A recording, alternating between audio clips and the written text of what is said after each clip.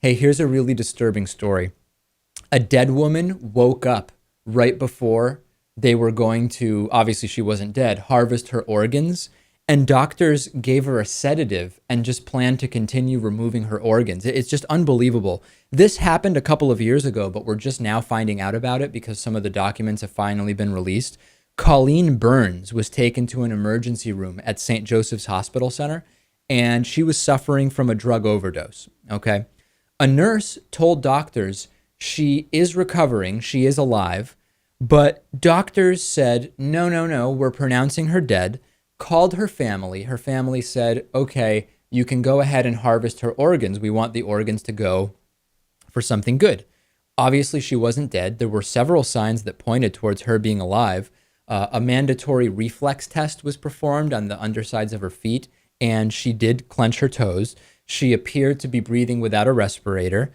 Didn't stop doctors. Nurses told doctors that this was going on. Doctors said, give her this really powerful sedative. Now, I'm not a doctor, Lewis. I know most people watch this show. It probably seems to them like I'm a doctor. I don't blame people for thinking that, but I'm actually not a doctor. But if someone requires a sedative before you remove all of their internal organs, is that not an indication that the person's alive still? Presumably, a corpse does not need a sedative, yes. Right. What's most amazing about this is that the hospital was sanctioned and a number of mistakes were involved in the sanctions. The total fine for the hospital was only $22,000.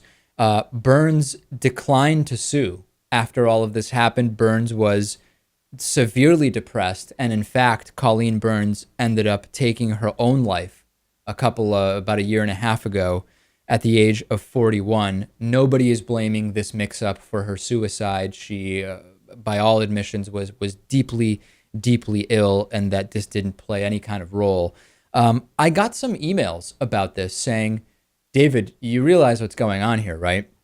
We have a for-profit healthcare system, and it's very clear that an individual is worth more to the hospital dead because of the organ harvesting than they would collect by billing Colleen Burns for having kept her alive. It's incredibly morbid and macabre, but maybe there is some element of truth there. What I can say we can't say for sure that financial interests were at play here. What we can say for sure is that having a for-profit healthcare system is not a positive influence on American society.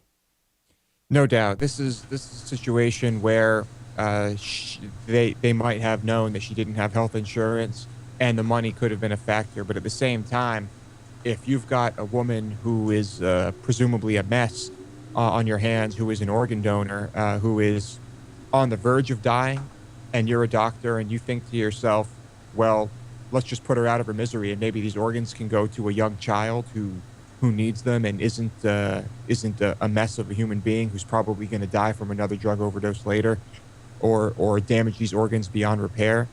That I could see someone making that decision. Not that it's the right decision to make. No, not even that, Lewis. It's not even their decision to make. And you're absolutely right that I could see them doing that. And it's just incredible because it wouldn't be their decision to make. Very, very concerning story.